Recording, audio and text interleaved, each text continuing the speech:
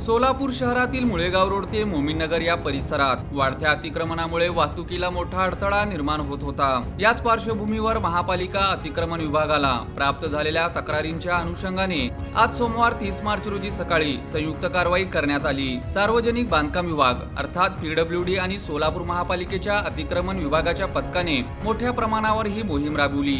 या कारवाई दरम्यान रस्त्यावर आलेले पत्र्याचे शेड, ओटे, कट्टे तसेच इतर अनधिकृत बांधकामे जेसीबीच्या साहाय्याने हटवण्यात आली। अनेक ठिकाणी रस्ता अरुंद झाल्याने वाहन चालकांना त्रास सहन करावा लागत होता, तसेच अपघाताची शक्यता वाढली होती। महापालिका अतिक्रमण विभाग प्रमुख जगन्नाथ बनसोडे यांनी 4 दिवसांपूर्वी संबंधित नागरिकांना अतिक्रमण काढून घेण्याबाबत नोटीस व सूचना दिल्या होत्या। त्यानुसार काही जागरूक नागरिकांनी प्रशासनाच्या कारवाईपूर्वीच स्वतःहून अतिक्रमण हटवले, मात्र उर्वरित ठिकाणी प्रशासनाला थेट कारवाई करावी लागली। या मोहिमेमुळे मुळेगाव रोड ते मोमीननगर दरम्यानचा रस्ता मोठ्या प्रमाणात मोकळा झाला असून वाहतुकीला दिलासा मिळाला आहे। पुढील काळातही सोलापूर शहरातील अतिक्रमणाविरोधात अशी सातत्यपूर्ण कारवाई केली जाणार असल्याचा इशारा सोलापूर महापालिका अतिक्रमण विभाग प्रमुख जगन्नाथ बनसोडे यांच्याकडून देण्यात आला।